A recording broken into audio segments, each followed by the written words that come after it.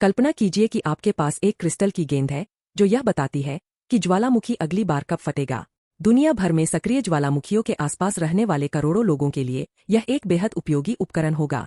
जैसी कि जानकारी मिली है कि कुछ क्रिस्टल वास्तव में ज्वालामुखी विस्फोटों की भविष्यवाणी करने में हमारी मदद कर सकते हैं।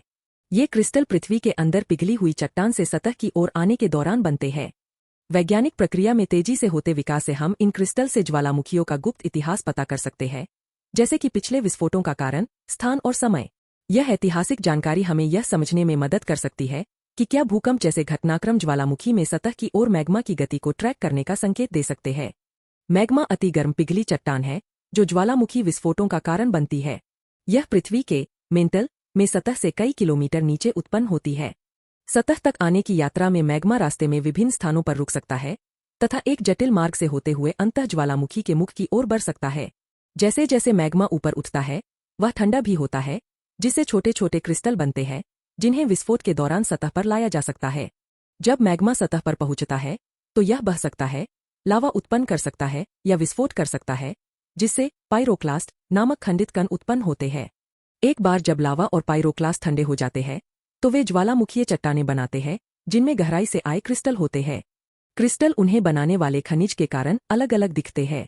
उदाहरण के लिए हरा ओलिवाइन हवाई द्वीप के पास के ज्वालामुखी से निकले लावा में बहुत आम है, और सफेद प्लेगियोक्लेज क्वींसलैंड और न्यू साउथ वेल्स की सीमा पर ट्वीट ज्वालामुखी के लावा में मिलता है जो चॉकलेट जितना बड़ा हो सकता है।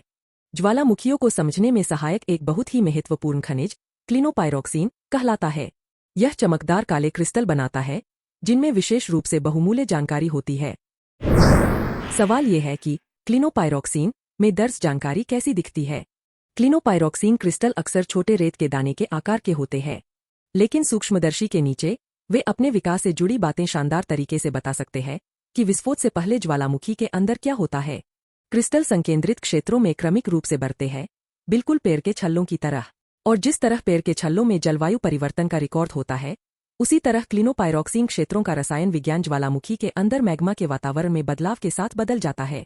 क्रिस्टल के किनारे पर अंतिम विकास क्षेत्र विशेष रूप से महत्वपूर्ण है, क्योंकि यह हमें बताता है कि क्या विस्फोट गहराई से उठने वाले नए मैग्मा द्वारा धकेले जाने से हुआ था। विज्ञान से जुड़ी ऐसी ही जानकारी के लिए हमें सब्सक्राइब करें।